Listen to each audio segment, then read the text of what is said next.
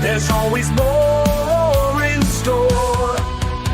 From galaxies far to the stars so bright, join us on a journey as we...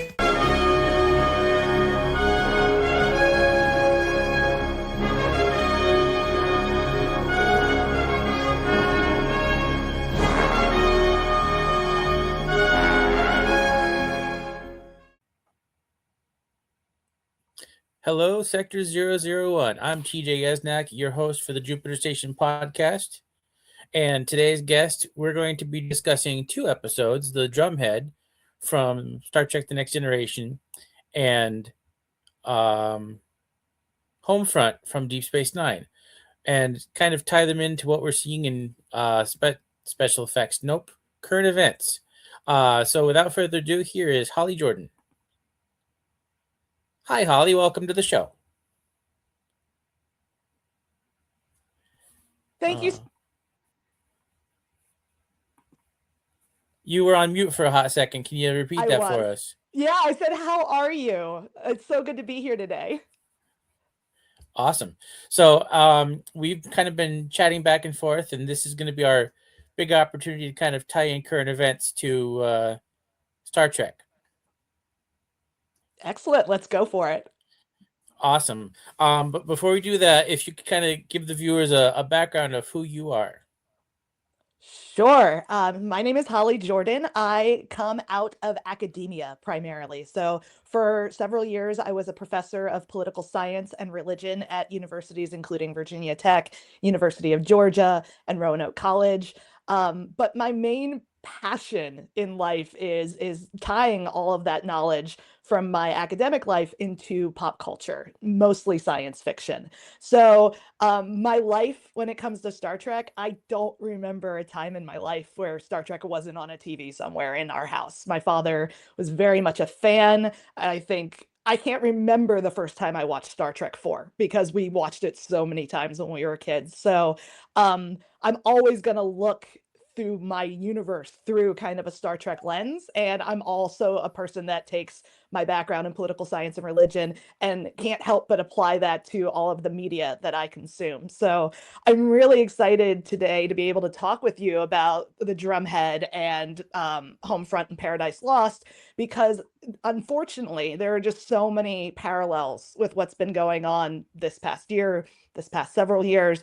But because it's Star Trek, I do think it does leave us with some hope. So I hope that today we can kind of unpack all of that, that I can use all of those parts of myself and really just have a really great conversation with you, and hopefully give your listeners and your viewers something to walk away with that they might not have thought of before. So thank you so much for having me. Oh, absolutely. In fact, I was thinking quite the same thing. There's a lot of parallels, and wouldn't it be fun to talk about those parallels? Fun. I don't know if fun's the word, but it's going to be very interesting for sure. But yeah, so I've seen these episodes multiple times over the years, but they do hit a little differently in 2025 than they did even a couple years ago, which was like the last time I watched them. What's really interesting about both of these sets of episodes for me is they were done to save money on budgets, which they kind of both have bottle episode feels to them, but they brought in heavy hitters in the supporting cast. I mean, you can't do much better than Brock Peters and Gene Simmons in terms of gravitas. So these episodes, which were delayed in some ways or didn't have the budget that they need, still land as some of the most powerful episodes of Star Trek for me, simply because of the writing and the actors that they were able to bring in to tell these really critical perennial stories. Wait, you said Gene Simmons? Gene Simmons, the actress, not Gene Simmons, the Kiss star. Very important distinction. Gene Simmons was an actress. I think she passed in 2010. She was in Spartacus, The Thornbirds, Guys and Dolls. So they got an award-winning actress. She actually worked with Jonathan Frakes on the miniseries North and South. That's how he knew her. And he directed the episode The Drumhead as well. So a little bit of, bringing people back together that had acted together previously. And apparently she was a diehard Trekkie from the original series as well. Oh, wow. So yeah, so her performance, as layered and nuanced as it is not only just because she is a consummate actress, but because she cares about the source material just as much as you and I do. Oh, heck yeah. Yeah. Now, jumping right into the Drumhead, that spoke volumes, especially given what we're seeing with current events. Like, it's a very classic. If you're not with us, you must be against us kind of episode. It is, and it took me a second to remember that this is also a pre 9/11 episode, which is shocking in some ways because it feels like something that would have been written in the wake of 9/11. It has some of very similar feels to it to the what is it, the Terra Prime episodes of Enterprise, which came after 9/11. This, if you're not with us, you're against us. This idea of preemptive warfare. You see it most specifically, I think, in the character of Tarses, the young man who is a crewman who has hidden his Romulan heritage. His grandfather was Romulan, has hidden it because he knows there's going to be backlash. He knows that people won't necessarily trust him with that background. And just the witch hunt that happens around him was just so reminiscent to me of some of the witch hunts and the profiling of Arab individuals and Sikh individuals post 9/11. The amount of hate crimes that went up, especially in that immediate period after the war. It took me a second to remember, oh wait, this is actually a pre 9/11 episode. And I guess in some ways it makes me a little disappointed that, this was calling out the problems of stereotyping individuals based on misinformation, based on prejudices. Um, and yet we're still having to have this conversation this many years later. And it's funny that you mentioned exact nexus right there, because we've had elections in the last month, and the new mayor of New York City has taken quite a bit of backlash just for being a Muslim. And unfortunately, we're still in a place where people can't discern between extremists and somebody who is actually following the religion.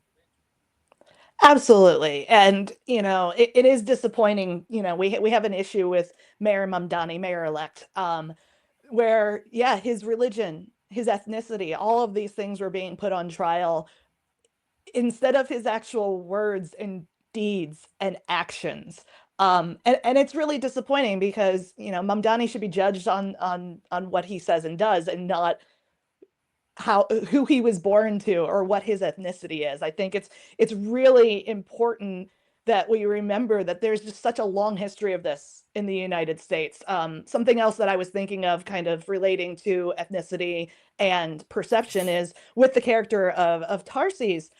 It's almost an invocation of what was called the one drop rule. That if you have one drop of black blood in you, you were considered to be black no matter what in the United States. It wasn't until the Supreme Court decision of Loving v. Virginia that white people and black people were allowed to get married to one another. People are being judged for the sins of their parents. And I'm using big scare quotes for those of you who are not watching this right now. So I want to make sure that you hear those scare quotes. I think the line, it's this beautiful line that they say that I wish I remember it off the top of my head, but basically, Picard's like, we cannot judge this man simply because we are enemies with one of his ancestors currently. And Mamdani, to tie this back to Mamdani, people are making all of these assumptions based on how he looks, how he appears, all of these, and the fact that it's happening in New York of all places too is just fascinating to me because of New York's history with 9/11 and the backlash against Arab American and Muslim American citizens, directly after the planes went into the towers. We are still having this conversation, and that's why I personally, to put myself out there, am really excited about a Mamdani mayorship, just because I hope it's an opportunity for people to have to check their misconceptions and preconceptions, and hopefully his work will speak to what he has campaigned on. and that he will continue to do the good work he has promised. And that's probably one of the biggest things that really gets me is that I see all this stuff happening, and I don't have a formal college degree, but I did attend some college. In fact, my freshman year at Norwich University, I was a political science and history major. A So friend of mine I did the have. master's program at Norwich in international affairs. That's an excellent program. Oh, it is, and the thing is, it's not like I'm having this conversation with people, you know, for lack of a better term, and you pardon my French, but I'm not pulling this conversation out of my ass. I mean, it's an honest conversation based on Yeah. stuff that I've learned. Like my freshman geopolitics professor was Iranian from like 1979 Iran, and he told us a story about the election. He said, "Well, you had the blue ticket, Mr. Yesnak, and you had the green ticket, and we weren't really sure who we were going to vote for." I'm like, "Okay." He said, "But I figured out really quick when the guy in front of me he went away, and I heard a gunshot. I voted blue." Like, Yeah. but you think of all these things, and these professors, they're not just like preaching, they're telling you history combined with how a political system works. And I feel like there is so much uneducated garbage out there that people just eat right up, and when you tell them, no, that's not how it works, this is how it works on paper, or you tell somebody, no, no, no, that's not communism, that's Marxism, or no, no, that's not socialism, that's communism. Like most of Europe, they're socialist. Yeah. I don't see any communist parades in England. No, not especially not right now. Absolutely not happening in England right now. But your points are all so well heard. Like when you zoom out of the American political system and look at the spectrum of liberal thought to conservative thought, if there's a hash mark right in the dead center of those, Republicans and Democrats are just barely on either side of that center compared to the actual plurality of thought under political science and political theory. So the rest of the world looks at us and goes, y'all realize your parties are basically the same thing, right? And we're like, oh no, they're so different. You're like good or bad based on your political affiliation. When in reality, and it's hard for people to believe because there's so much propaganda, there's so much posturing, there's so much zhuzhing of reality that if you watch our news, it's impossible to believe that the parties are that similar. But on a macro level, there's not that much difference between the two parties. And the fact that we have allowed it to divide our nation as strongly as we have, this is what the founding fathers warned against. Having only two political parties is a problem because you don't get the plurality of beliefs. You don't, one's in charge than the others, and then you get this back and forth where there's just no stability. And what makes, and to tie it back to the Drumhead, what makes this so interesting is that in the 80s or 90s, I can't remember if this was a late 80s, early 90s episode, but in that period, they were asking the question, what happens if we let this happen again in the 23rd century, right? And I'm sitting here going, we let it happen again here. The original episode was based on basically the question. I did some research. Basically, the question of like, what if Joseph McCarthy, and the House Un-American Activities Committee happened in the future? Well, we're seeing such similar witch hunts and going after people today. It's just unfortunate to think that we haven't learned anything from the last time this has happened. Yeah, and I mean, look at something as simple as ICE raids. Yes. Once upon a time, before I was the podcaster I am now, I was a law enforcement officer in, oh my gosh, southeastern Arizona. Oof. So my house was just the other side of a mountain range from the largest illegal immigrant channel in the Tucson sector. So I'm very much aware of what ICE does, what ICE raids do, and what illegal immigration looks like. And I'm seeing all these ICE raids happen. And there was a young lady in, I want to say it was somewhere in Louisiana last week, who got chased by ICE all the way back to her house. And her stepdad stands in the middle of the driveway and says, "Whoa, Charlie, you're not crossing that line. Like, I'm an American citizen, she's an American citizen, and you're not crossing that line."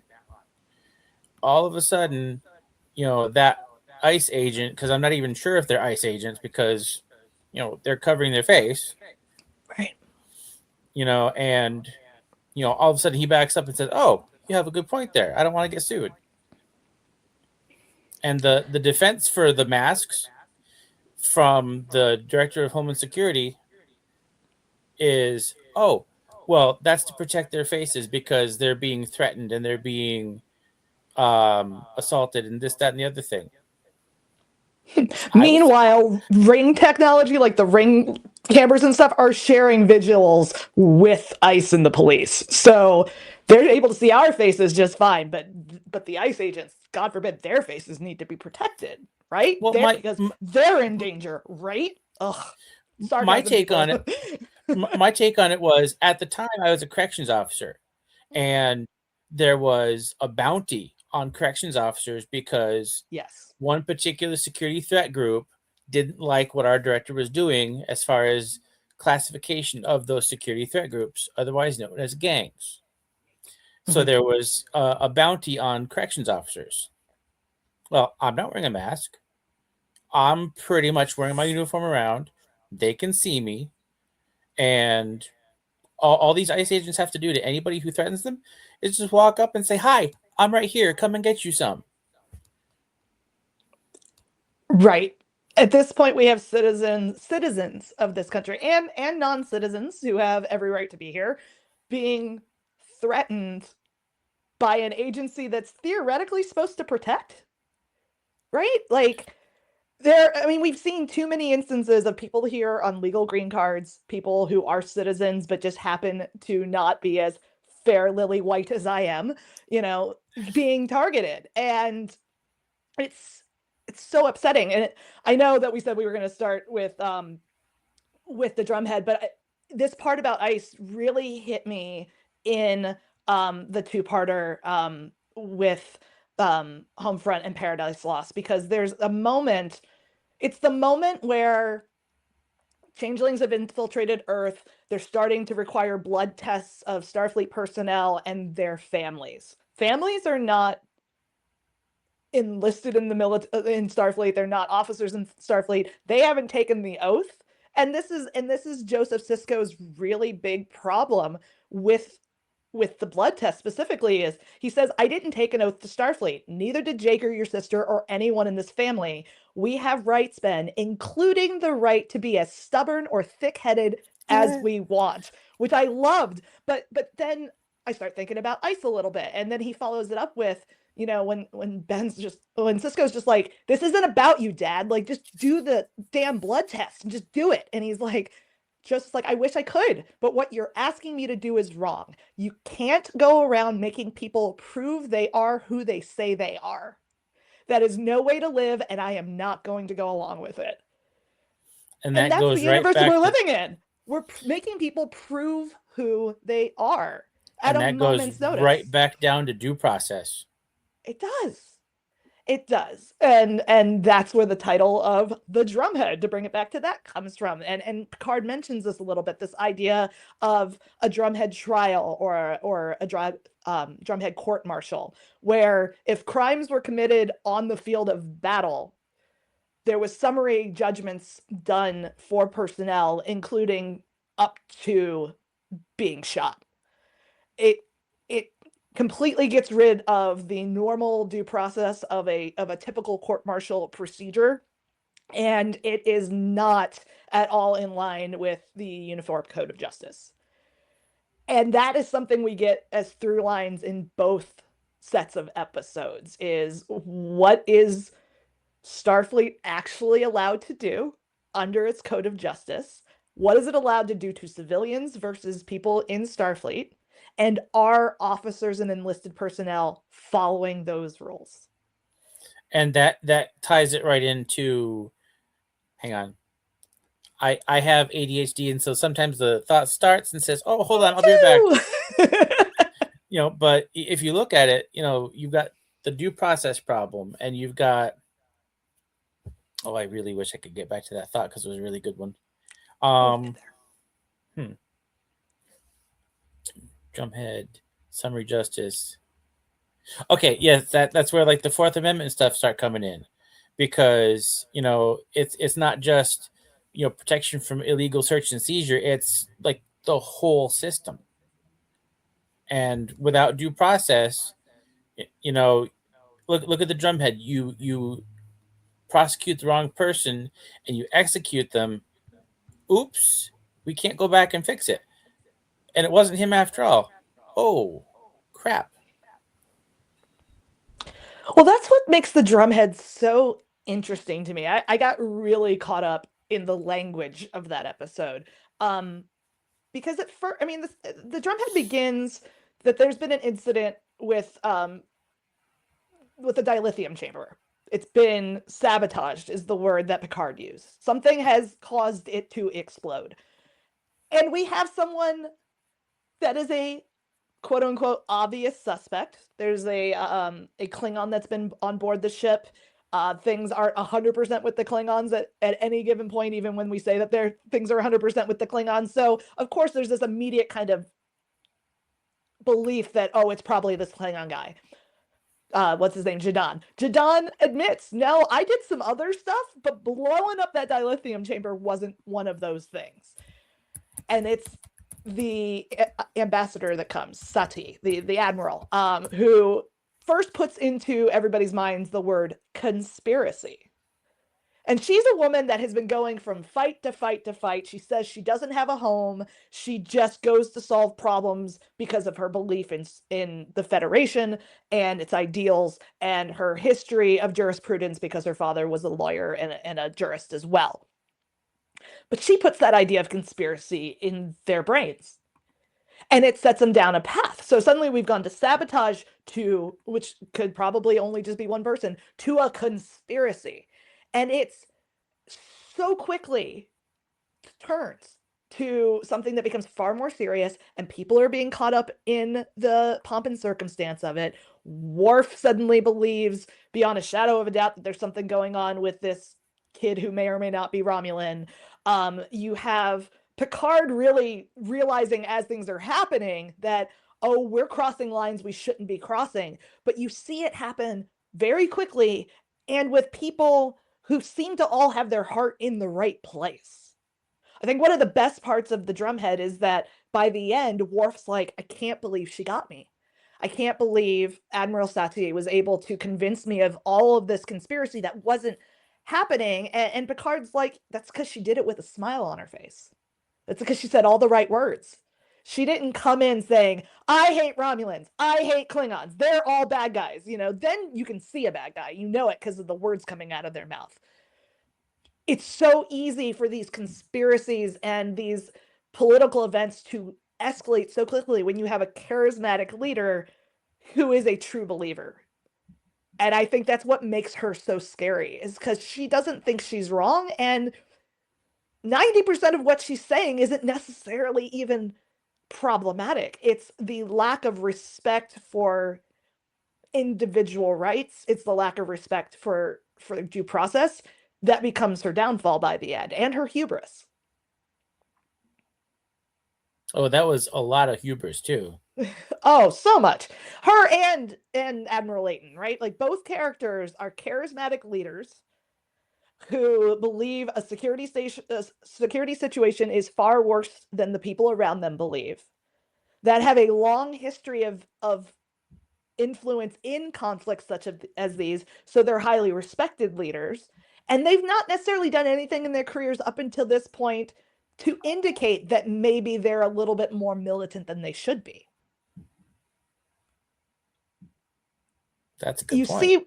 You see with Layton, the reason that he has a contingency plan in place to activate all of the reserve military Starfleet. You know, they don't like to think of themselves as military, but in this situation, it's very much a military National Guard style activation.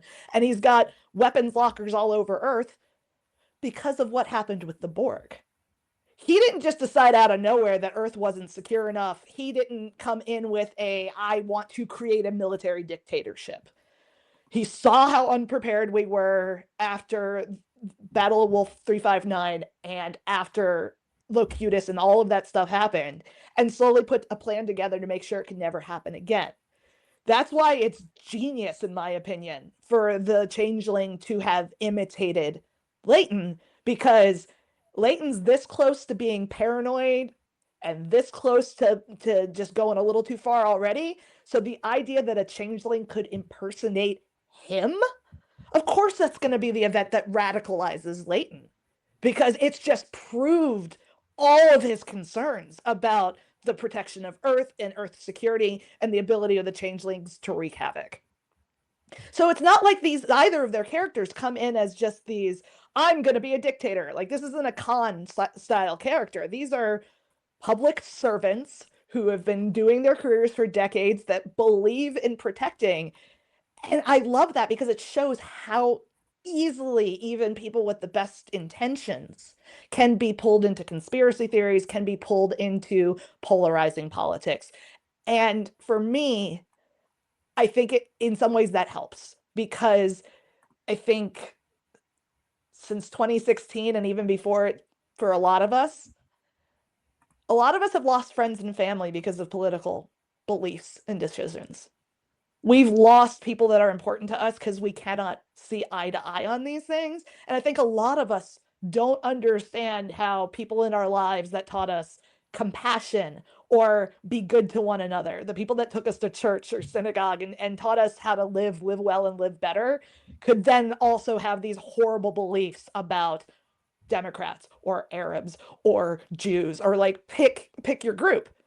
So seeing it in media, how easily it is for these really noble figures to become paranoid, power-hungry people, it helps me understand a little bit how people who are even less informed than these very informed characters could so easily be pulled into negative thinking, mistruths, and flat-out lies. And I think that speaks a lot to, us as a country. Like, people are so quick to believe what they read on social media that it takes off like a firestorm. Things that you and I know scientifically and historically are not true. And one tiny little fragment of mistruth gets in and it hits the internet. And all of a sudden that tiny little fragment is like, a piece of information the size of the Enterprise. Right. So yeah. And bring it back to current affairs. Like, what I immediately thought of with regard to that is the hullabaloo that's been happening since Senators Kelly and Slotkin and Representatives Crow, Houlihan, Goodlander, and Deluzio came out with their video reminding military personnel that it is their responsibility to protect the Constitution and their oath of office, and to not follow illegal orders. And the just backlash. The president's calling Senator Kelly somebody who is practicing sedition, and people are saying, "Oh, like, how dare they say not to follow orders? That's the whole point of the military." Look at the military uniform code of justice again. It states you're not supposed to follow unlawful orders. So all the senators and Congress people were doing was reminding military of the oath they already took. But the spin machine made a lot of people think that Kelly and Slotkin and all the others were just being radical, saying don't follow the orders. No, they're just reminding people of the oath. And Senator Kelly is a decorated veteran. Oh, hang on. It was, I am accidentally hit mute. Yeah, Senator Kelly is a decorated veteran, and you cannot argue that the man hasn't had an impeccable, stellar career and is a good public servant. Like literally stellar. Yeah, yes, literally stellar. I didn't do that on purpose, but well done. You're absolutely right. But I'm not military, but I grew up a military brat. Both of my parents served. My grandfather served. My big sister from our teeny tiny women's college sorority, who I call my sister, she served and is currently serving.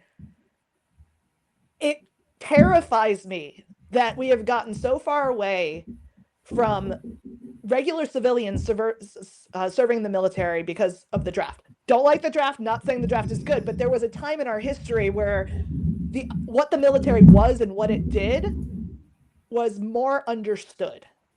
And so no, I don't think in 1950 people would have been able to say, oh, the senator said don't follow orders, because enough people had been in the military at that time who knew the uniform code. We're in a situation now where we've been in a volunteer military only. There's a lot fewer people per capita that serve through the course of their lives. So this kind of misinformation about what the military is and does can spread. And that frustrates me for all of the people that are serving and have served, that do their jobs, do them well, and give good orders and respectfully follow good orders, to have any of their integrity questioned. And it's funny that you mentioned that. I don't have a DD-214, and I don't technically have a military career, but I've trained with the military. I grew up in a military household. My dad worked for the Navy. He was an Army vet. My mom was an Army vet. My grandparents served. And Little Norwich University, I was a non-contract Army cadet. So I didn't actually have to go and join the military. I basically just did it because that was there. So I know this stuff from the inside. And people that I went to Norwich University with, half of them are on one side, half of them are on the other. And it boggles my mind that we all went to the same school and we see this from radically different ends of the spectrum. No, absolutely. And it's what's so frustrating to me when I encounter, and it's usually in the wild on like a Facebook group or something, right? But I'm hearing a little bit of like, almost sounds like something's hitting the microphone on your end. Just, I'm hearing something in my headphones, just FYI. But now my ADHD made me go sideways. Where was I going with that? Crap, what did I just say? Political spectrum. Political spectrum, Norwich. Yeah, I lost Opposite it. But we got but we've got plenty of other things I'm sure we can talk about. But it's just so fascinating to for me. Oh, it's conservative Star Trek fans. There we go. What I really don't get when I'm out in the wild on Star Trek shit posting or whatever group I'm in, and you see somebody that's just like, I guess I really need to quote Guy from Galaxy Quest here, where you're just kind of like, do you guys even watch the show? Like, how have you watched Star Trek your entire life and not understand that don't treat people bad just because they look different than you? Like, why is that such a hard concept to understand if you're a fan of the show that celebrates unity through diversity? Infinite diversity and infinite combinations is at the heart of Vulcan philosophy, but also Star Trek as a whole. And it just blows my mind when I can hear somebody be like, oh, the Drumhead's one of the best episodes of Star Trek ever, and then follow it up with, can you believe that Senator Kelly? It's like, what are you doing? Why? That's a Star Trek fan who rooted for the Empire in Star Wars. Yeah, right. Or for the Borg. Something I don't even know. I mean, they do have a good point there. I mean, everything's regimented and it's lined up and it's perfect. So, I mean, yeah, they do have a point there. But then we come back to Picard's point, like, where does it end? We sacrifice one tiny civil liberty. We sacrifice another civil liberty. And all of a sudden, we're back to where we were before the founding of the Federation. I mean, even by the time of the Next Generation, Earth's only really been peaceful for what, 250 years or so at that point? 200? It's not, in the grand scheme of human history, it's not a very long time. And that's why the Vulcans were so worried about us at the beginning of Enterprises, right? It's like you guys almost just all blew yourselves up. You used one of the things that you almost blew yourselves up with to go to space. You guys are hot-headed. We don't know that we can trust you yet. And I don't agree with the Vulcan High Command at all in Enterprise, but what they're saying has merit insofar as we make it to the TNG period, and there is still cause for concern in how humans react to things.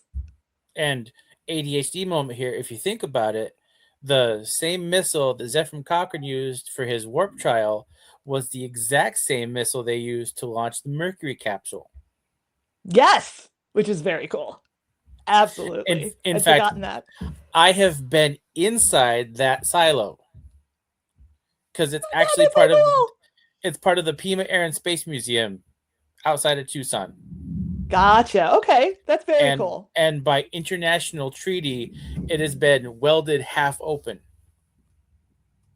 just so that the Russians can see that there's not actually a missile in there. Wow. We're still keeping stuff soldered, open for the Cold War. How fascinating is that, right? And at 57,000 other locations in the Southwest, you've got people turning those silos into underground apartments. Right.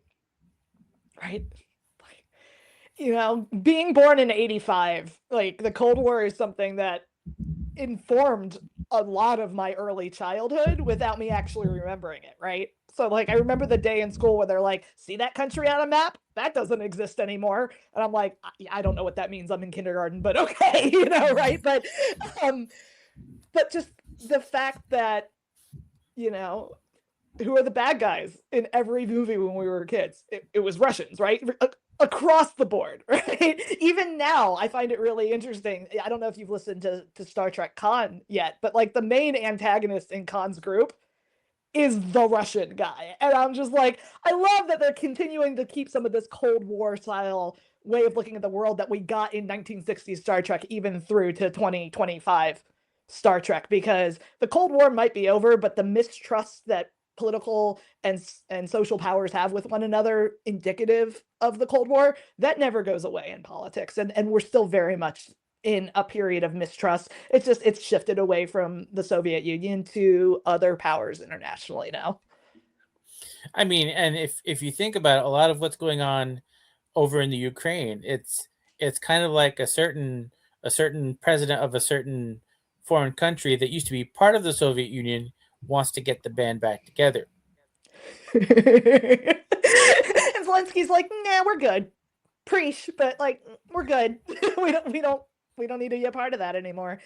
But the fact that we've let it go on for how many years now as a society, as an international society, we'll place weapons closer.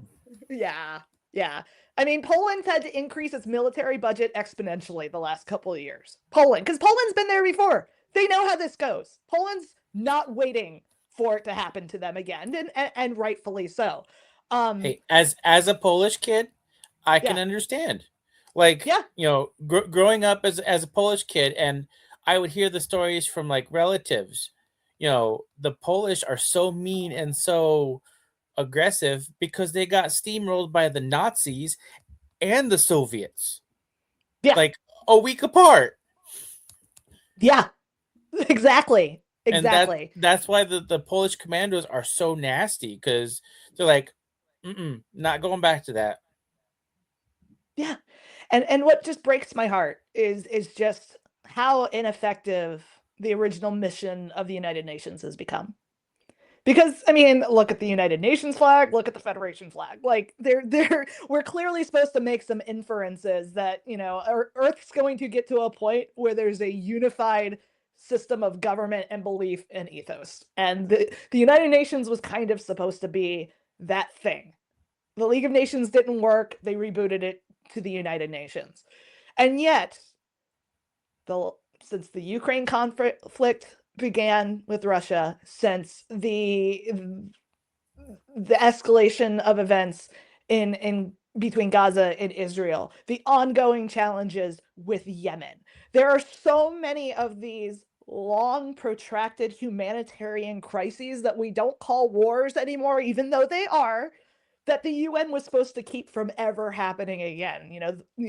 World War II was supposed to be it. And it's so disappointing and depressing as somebody who studied political science, who believed in that and believes in that dream, to see the UN become so ineffective and to see the United States become such a big part of that ineffectiveness through defunding critical parts of the United Nations. We're not protecting the people that need protection anymore. We're not keeping people from being invaded. Like that dream is gone. So thank God we have Star Trek to watch when we hit these sad times, because at least for me, I still have hope that that's that future that we can get to. Like, I joke a lot with my friends, and I think a lot of nerds do, is like the moment we're in right now, when you look at China, the US, international politics and stuff, we're either going to the Star Trek timeline or we're going to the Firefly timeline, right? This is kind of where we're at right now. I would rather go the Star Trek timeline, and I still believe we can. But thank God we have speculative fiction and science fiction and future looking fiction to give us hope that maybe we can dig ourselves out of this and figure our shit out. I just hope it doesn't take a mushroom cloud to do that, because that would kind of ruin my day.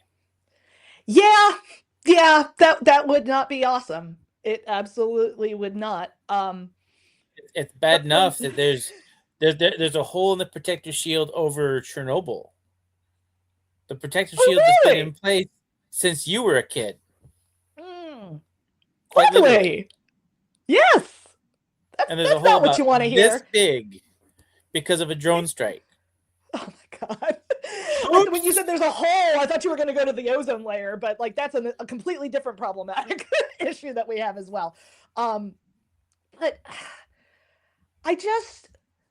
okay, so another part of my life that I didn't talk about in my introduction is, in addition to being a former professor, I currently work in humanitarian aid. So I work as a grant writer for international organizations that work in poverty-stricken areas and conflict-ridden areas. So I've been to conflict zones. I've been to refugee camps. I've seen, like, I grew up in very rural, very poor parts of West Virginia and thought I knew what poverty was, and realized when I set foot in a Lebanese refugee camp for Syrians in Lebanon what true poverty was. And it just kills me that anyone can allow those sort of circumstances to happen to anybody on this planet. These are civilians caught in the middle of major state actors that are fighting not for their own people, but for their own ends. And I just feel like it's really easy to not, how do I want to say this? When you haven't seen how other people live, when you haven't seen life outside of your bubble, it's really hard to empathize with that. And it's really hard to put yourself in that position because you just can't imagine it.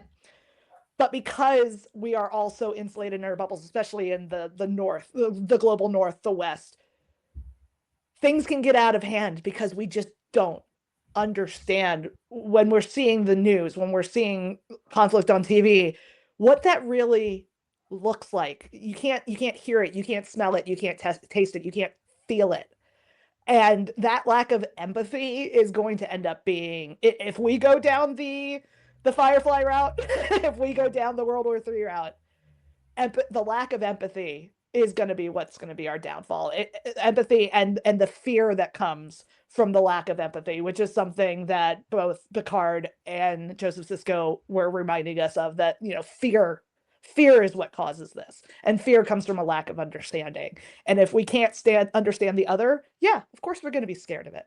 And we need to do better about educating ourselves, watching and consuming media that actually shows realities rather than just opinion pieces, or things are like the conflict between Russia and the Ukraine are just going to go on forever. And I apologize. I did grow up in a Cold War mentality. I know you're not supposed to say the Ukraine anymore because the Ukraine is a Soviet republic and Ukraine is a country. So for all of your Ukrainian listeners, I do apologize for the couple times I said the Ukraine. But I was actually going to touch exactly on that empathy problem because we see a very large empathy problem, and unfortunately, it's affecting us domestically. Like you look at like all the homeless people and the people who were without SNAP for like a month because the government just shut down and said, "Oh, sorry, money ran out." You know, people came out of the woodwork to help, which was a good thing. But yes, then you had other people who said, "Well, I pulled myself up by the bootstraps. Why the hell can't they?" Well, because most of the your people on bootstraps food stamps are children and the elderly. What bootstraps do they have? exactly. Right? God. Yeah. Yeah. And yes, you know, I hate this constant like, well, people are just abusing the system. I've been on food stamps in my life. I've been in periods of my life where I have been between gigs and have required public services because I pay my taxes so that when I need help, it is there.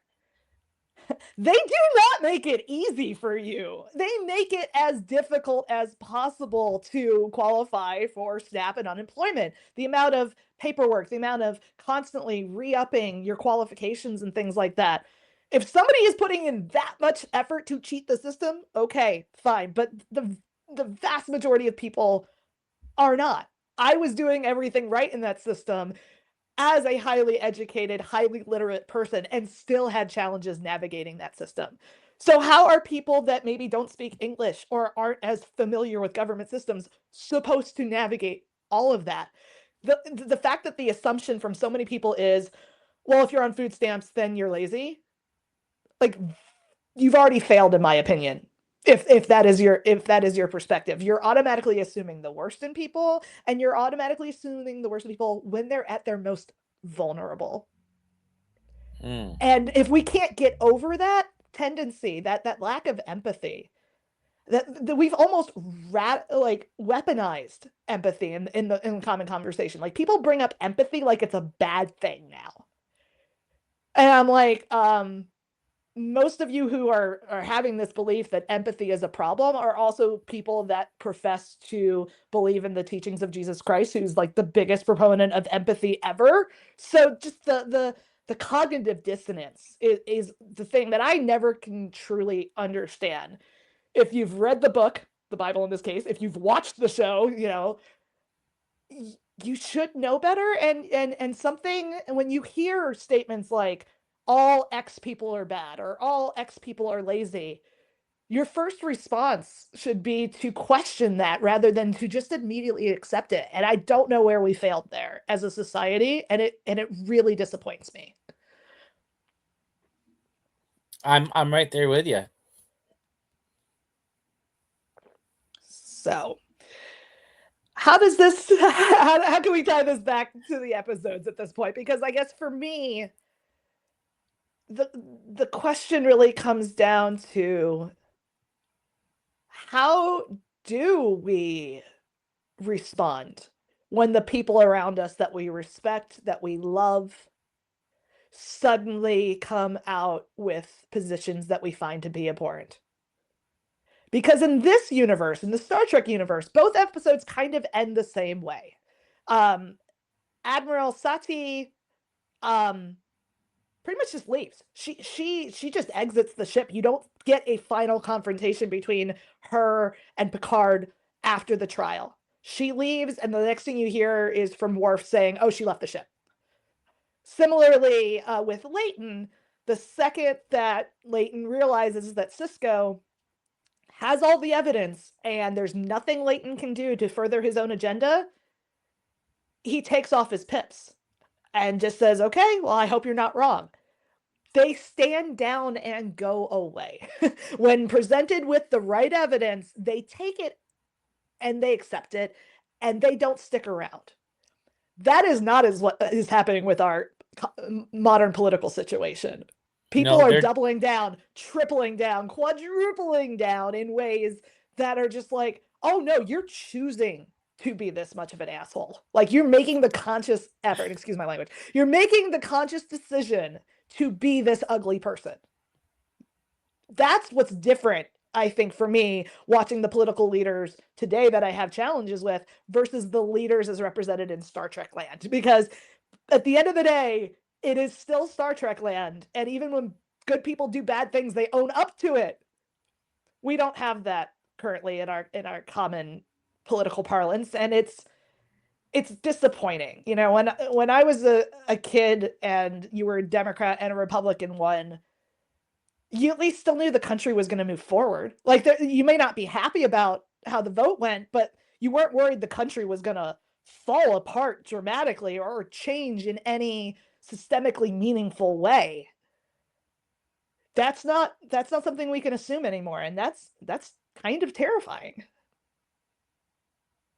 And that's exactly what I was thinking, because, you know, even like when we were kids in the, you know, Cold War days, you know, if your candidate didn't win, oh well, we'll try again next year. You know, now it's, what are we going to do? We're going to have a problem here. There was, if you had told me that there would ever be a question that there would be a peaceful transfer of power in the United States, I'd have been like, no, there isn't. Of course, we've got a constitution for that. That's the whole point of our system, is that there is a peaceful transfer of power. I was living in Washington, D.C. on January 6th. I was living 2.5 miles from the White House. I mean, it was happening in my backyard. And it was just unbelievable. Like, I know it was to the whole world what happened that day. But being in DC was a whole other weird level on top of it, because you didn't know what was going to happen next. Homefront. Suddenly there was National Guard in the streets.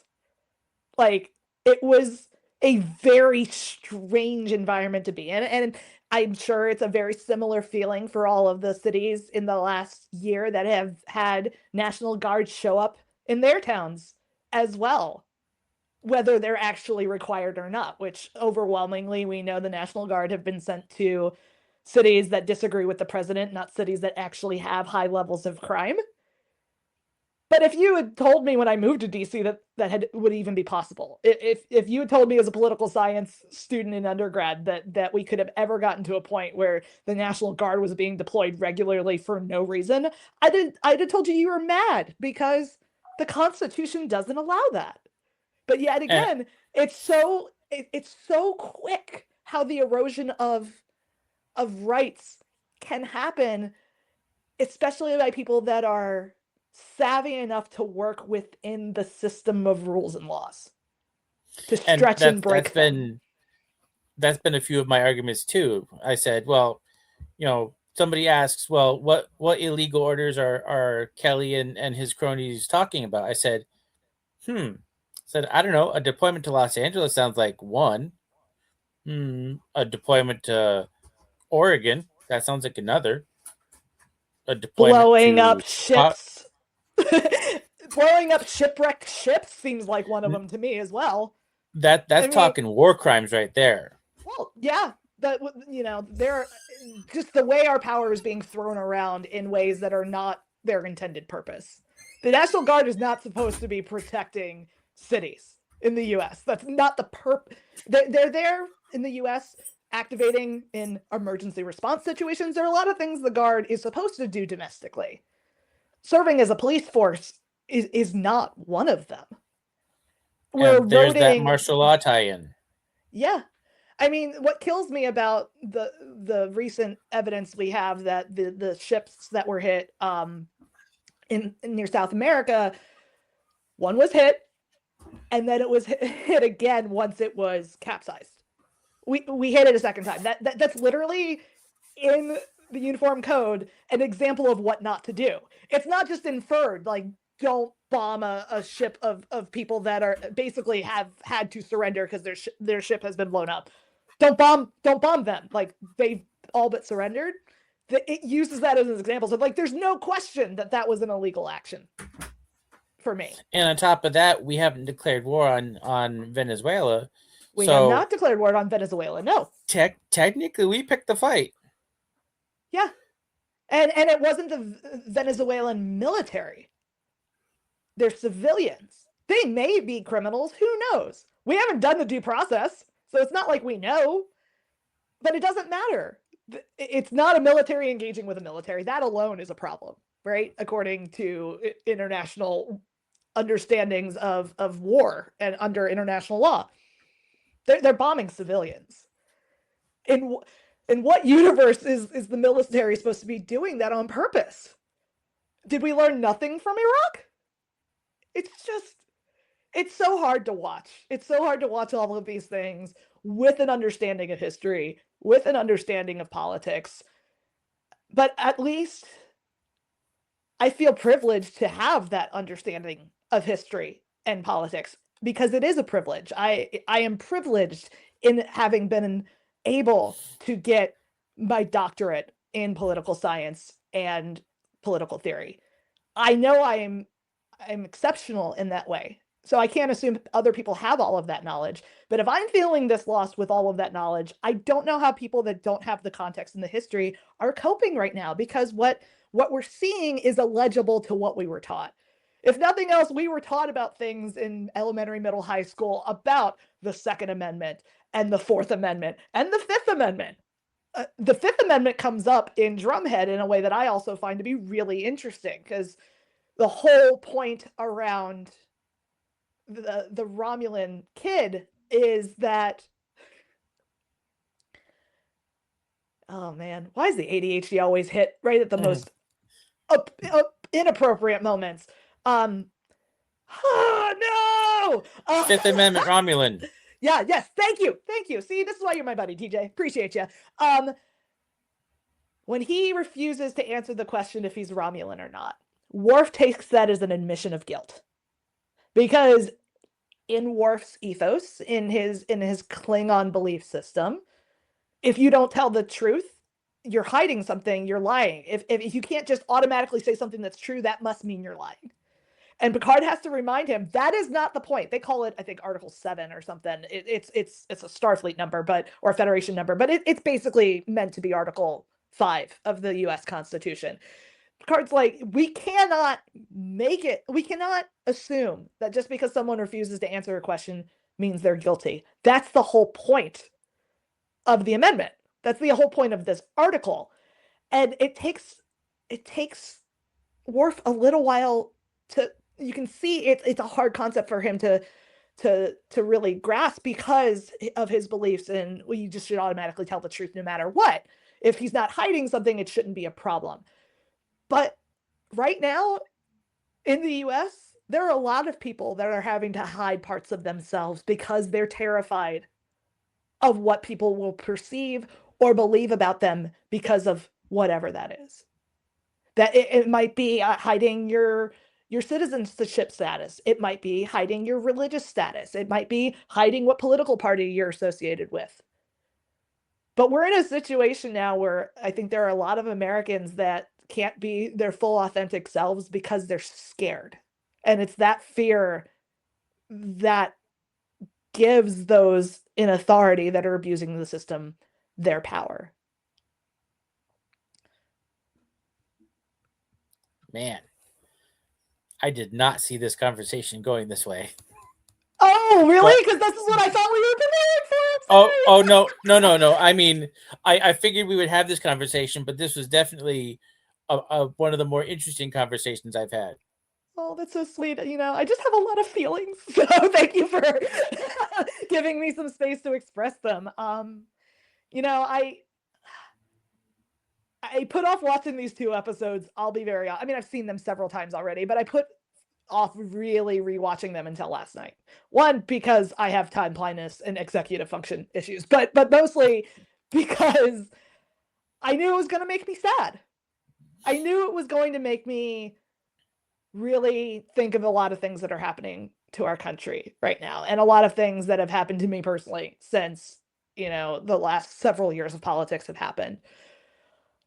But I still managed to walk away with a little bit of hope, because at the end of the day, I have to believe, otherwise everything is meaningless and there's no point. But like, I have to believe that we're gonna figure out, as the US and further, that the current conversations we're having are not just wrong, but they're destroying community, they're destroying relationships. And if we can't come back to putting our common humanity first, then the progress that we have seen at other points of human existence is just going to stagnate.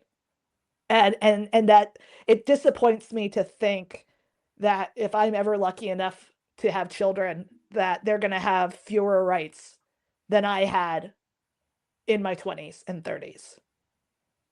It just blows my mind. Things like Roe v. Wade getting turned over, lots of other things.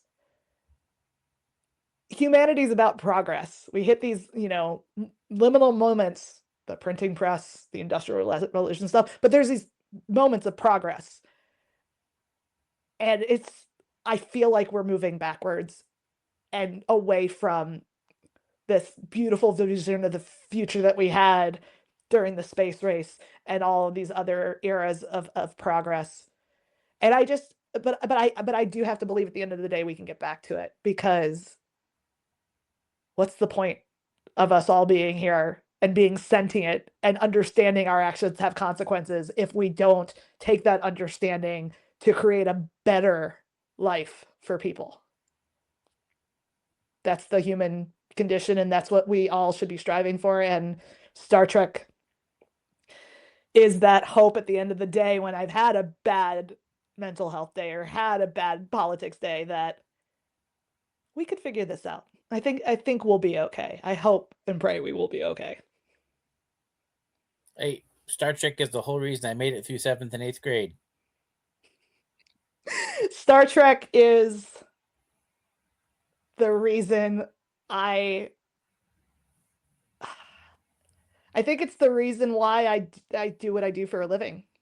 Honestly, you can't see others in need. I can't see others in need without wanting to do something, even in just a small way. What I do is I write grant applications to get funding to do projects that help the world's most vulnerable.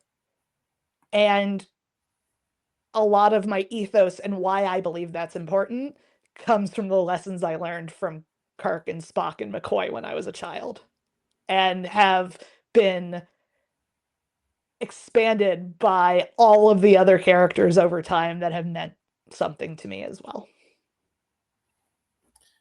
I couldn't agree more, Holly. Well, I hate to chat and run, but I'm going to need to wrap it up. Obviously, we talk more frequently than just online. So I'll catch up with you in a little bit. This was a great chat, and I think we really need to do a few more. I would love that. Please. This was so great, and I look forward to continuing the conversation. All right. I'll talk to you later. All right. Take care, everybody, and thank you, TJ. Bye. Bye.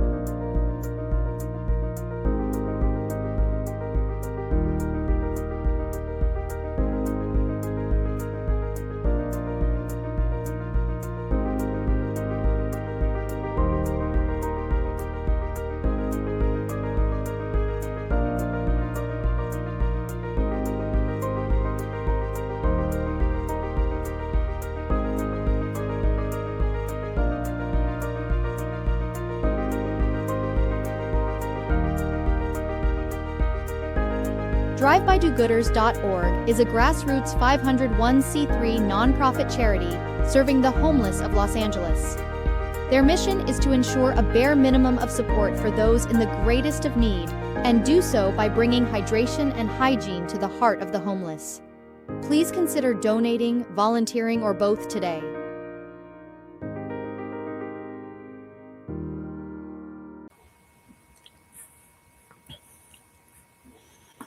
And in other Trek news, we're coming to the end of the year. Next year is going to be 2026, which for a lot of us who are following the Star Trek franchise will celebrate its 60th anniversary. Coming in 2026, obviously everybody knows January 15th will be the long-awaited series Star Trek Starfleet Academy. And it will premiere on January 15th with a special 2-episode debut.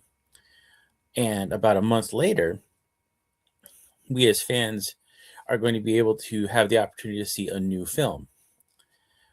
It's not going to be the Voyager documentary, but it will be a Star Trek documentary.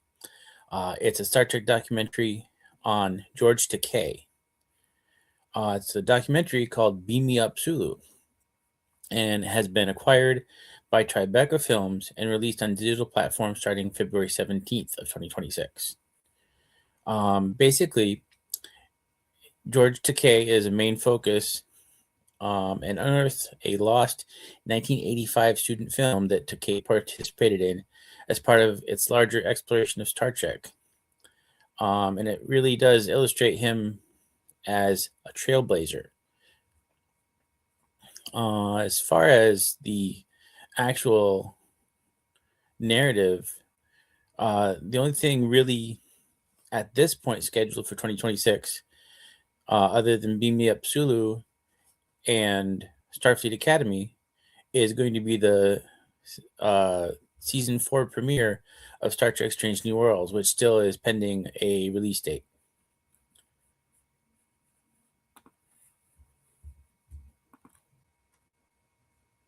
And for anybody who collects Legos, there is an update. When the Lego USS Enterprise set was released back in November, many fans did point out that there was a graphical error with the dedication plaque. Lego has thus fixed that problem and released it, but now those updated Enterprise D Lego sets are on back order, but they should be shipping by the end of the month. The latest controversy for that is that the dedication plaque that was printed wrong, it said to boldly go where no man has gone before. That has since been fixed, but in its place are now missing the rivets and the frame. And no word from Lego when that's going to be fixed.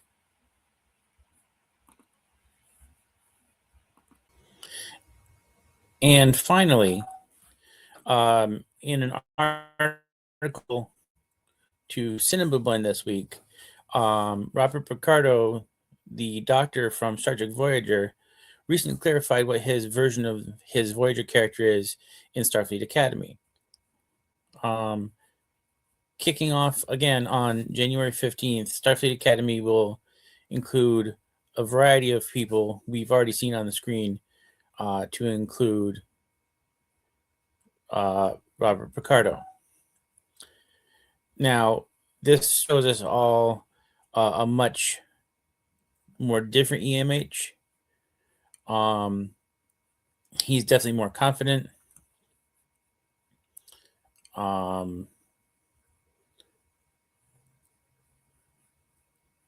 The article says, quote, actress Carice Brooks will play Sam, a hollow being attending Starfleet Academy as a cadet. It's wild to imagine, considering that one might assume it would be easier to make a hollow program that is already equipped with the knowledge to join Starfleet. So clearly we're going to see the Doctor as an advisor role. Being that Sam is a hollow being that's attending Starfleet Academy, clearly we've come a long way since the Voyager episode where the Doctor desperately fought for his autonomy. And we will definitely be reading more as we approach the January 15th premiere date of Starfleet Academy. Other than that, I'm TJ Esnak, and this has been Trek News.